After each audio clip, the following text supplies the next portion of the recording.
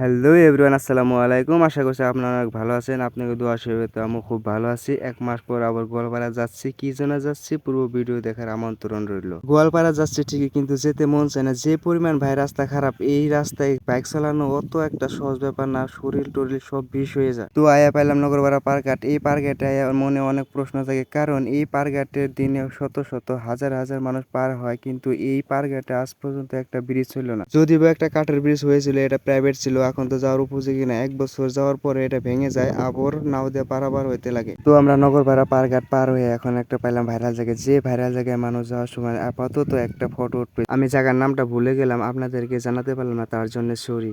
আপনাদেরকে তো একটা কথা আমি জানাতে ভুলেই গেছি। এবার কিন্তু গোয়ালপাড়া আমি একা যাচ্ছি না, আমার লগে যাচ্ছে আমার বেস্ট ফ্রেন্ড শালম আর শালমের বউ। যেহেতু শালমের বউ এই প্রথমবারের মতো গোয়ালপাড়া গেতেছে, তাই এই ভাইরাল জায়গাটা দেখে নিজেকে ঠিক রাখতে পারলো না, তাই ঝটপট করে ফটো উঠে নিল আর চেক করতেছে ফটোগুলো কেমন হয়েছে।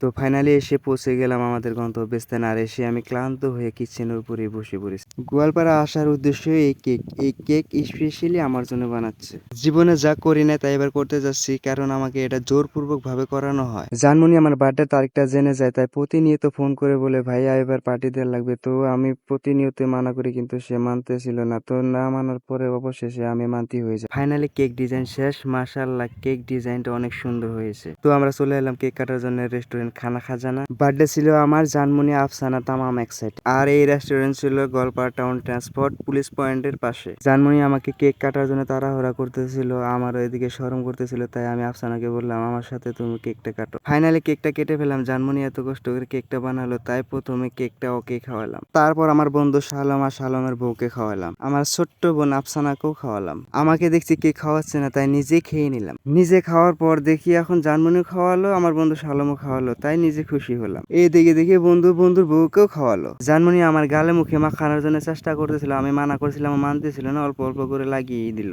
তো আমরা কেক কাটার পর অর্ডার করেছিলাম বিরিয়ানি। তো এখন বিরিয়ানি এসে গেছে, তো আমরা সবাই মিলে এখন বিরিয়ানি খাচ্ছি। আমি বিরিয়ানি খেতে অত একটা পছন্দ করি না, জানমনি বিরিয়ানিটাকে অনেক পছন্দ করে, তার জন্য এই বিরিয়ানি অর্ডার করা। পার্টিটা করে অনেক ভালো লাগলো, সবাই একসাথে বসে খেলাম, আনন্দ করলাম, ফুর্তি করলাম। এইসব পার্টি করে ভালোই লাগে। বিরিয়ানির পাশাপাশি আমরা চিকেন রোলও অর্ডার করেছিলাম, তো আমাদের চিকেন রোলও এসে গেল। এর তামসাটা দেখুন, এ পুরা জোশে খাচ্ছে, এর নাকি বিরিয়ানি পুরা ফেভারাইট। বিরিয়ানি রোল খাওয়ার পরে বলে এখন ভাইয়া আমি কাজু শেখ খাবো, তাই চলে গেলাম কলেজের সামনে মহালক্ষ্মী। এর নাকি বলে কাজু শেখ ফেভারাইট, প্রতিদিনই 1 কাপ করে কাজু শেখ খায়। তো আমাকে খেতে বললো, তো আমি মানা করছি। বিরিয়ানি খেয়ে আমার পেট হয়ে রয়েছিল।